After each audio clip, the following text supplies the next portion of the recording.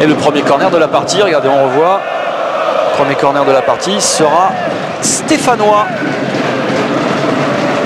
Ah, il y a 6 joueurs à la lutte dans les 16 mètres. Augusto, c'est bien tiré. Deuxième poteau avec la tête. Et l'ouverture du score stéphanoise. Ouais, elle est superbe et elle est signée Boubacar Sanogo dans une défense monégasque figée, Giroud. Alors, Sanogo s'élève plus haut que tout le monde. Petite cause, grands effets. Premièrement, il ne fallait pas laisser sortir la balle en corner. Le défenseur, c'est Adriano, je crois, monégasque, a mal arbitré l'action.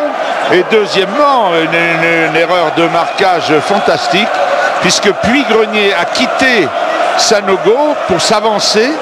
Et Sanogo a pu mettre la balle entre les jambes du défenseur qui était dans les buts.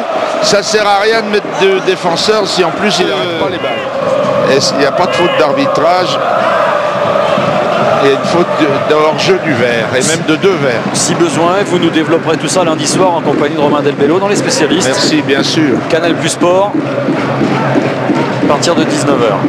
Oh, un hors-jeu pour un avançant qui revient de la position hors-jeu qui ne l'est plus quand il reçoit la balle, c'est pas un grand événement.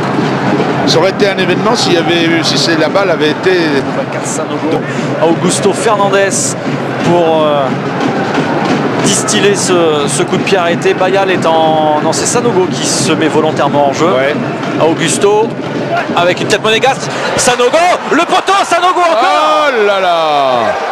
Quelle occasion! Et tout cela est intéressant, Guillaume, on va le revoir parce qu'au départ, Sanogo se met volontairement hors jeu. Après, il se retire et c'est Bergesio qui est en position d'hors-jeu, mais enfin qui évidemment ne joue pas. Vous voyez, Bergesio reste en position d'hors-jeu, mais Sanogo n'y est plus. Sa première reprise est dans le poteau, la deuxième. La première est magnifique et la deuxième, il a un ballon qui lui revient un petit peu trop haut, donc il est obligé de le mettre au-dessus. Comme la... Cherche une solution, il la trouve avec Ilan. Alors Ilan, c'est la qualité technique. Ilan et Jussier, c'est 2 joueurs brésiliens qui ont le même genre de style et qui savent dribbler un joueur, qui savent jouer juste.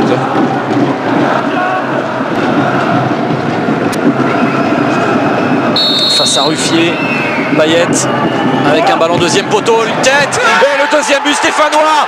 Le voici au bout du temps réglementaire de cette partie. La Saint-Etienne marque grâce au bison argentin Gonzalo Bergesio.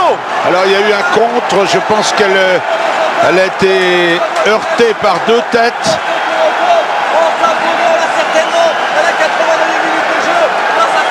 On voit tout ça. Ouais, bien vu Guy, touché par la main d'Adriano, ce ballon.